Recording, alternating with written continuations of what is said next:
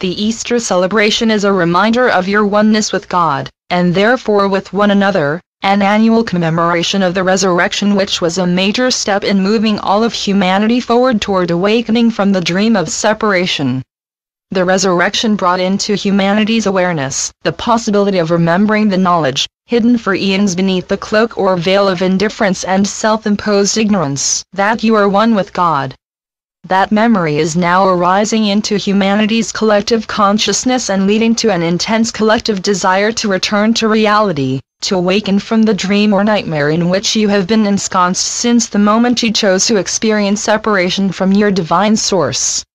Truly, that moment of choice was but a moment ago, but the environment of separation you invented in which to play your games had rules that had to be observed, or, if you prefer, natural laws that appeared to control the environment that the game had established, and one of those was linear time. So the brief moment that has passed since you chose to separate from God appears to have been going on for vast eons. Most of you feel as though you always have been and always will be separate individual beings. In fact, for most of you, even the thought of being one with millions or billions of others seems quite repulsive. Meanwhile, a small minority of humans, who have remembered their true state of oneness, are attempting to bring this memory into the collective awareness. Modern scientific studies are also confirming the connectedness of absolutely everything, that there truly is no separation.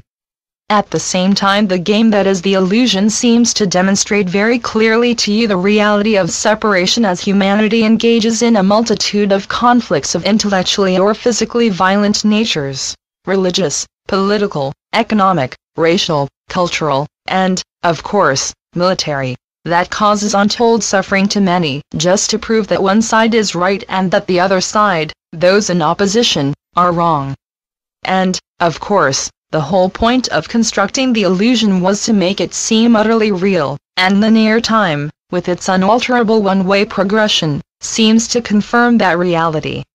You make plans all the time, plans for your career, plans for intimate relationships, plans for your children, plans for your business, plans to manipulate others, plans for your vacations, plans for your retirement, all the time looking to the future and not seeing the now moment in which all occurs.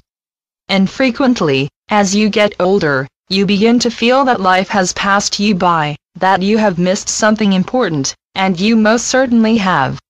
But even that is often not apparent, and so you engage in a new relationship, or go back to school to train for a new career to alleviate the nagging feeling that there must be more to life than your experiences demonstrate.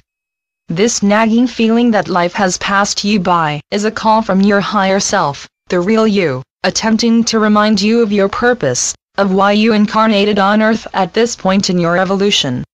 Some of you try to understand what is disturbing you by going into therapy, and that can help if you can find a therapist who deals with spiritual awakening. But what you are actually being called to do is to do nothing. The call is from within, asking you to go within and be quiet, and allow yourself to open to your own spiritual nature, who you really are. It means dropping the masks that you present to others, even to your nearest and dearest, the masks you present to the world to hide your feelings of inadequacy, of not being good enough. Everyone does it because everyone suffers from this sense of inadequacy that they need to hide or disguise, and the front that develops over a lifetime becomes the persona you wear to hide your seeming nakedness or inadequacy.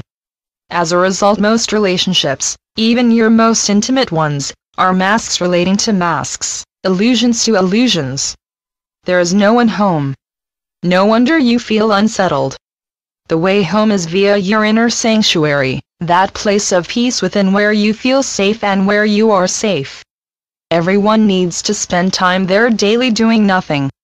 There has been much talk of meditation, and of the various methods or types in which you can engage, over the last few decades in the Western world, because it has been found that those who meditate regularly are far better able to cope with the stresses that daily life imposes.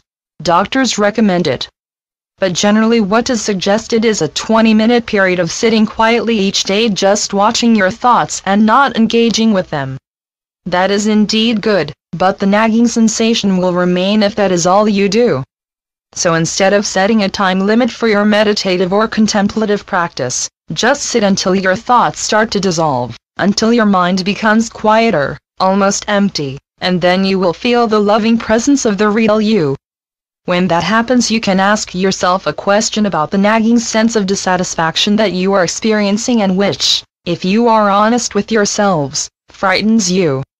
Then if you can continue to sit quietly for a little longer and offer yourself thanks for listening, your peace will intensify. Later, an answer to your question may arise, or a situation may occur that provides an answer. Very likely it will be an unexpected answer, an answer that is wise and loving because it comes from the real you, the you that is eternally one with God. It will undoubtedly surprise you, but when you experience that kind of wise and informed guidance or answer a few times, you will come to trust yourself, and your life will flow more smoothly and peacefully. So avail of this inner wisdom that is always with you, and go within daily to practice listening and enjoy the results. With so very much love.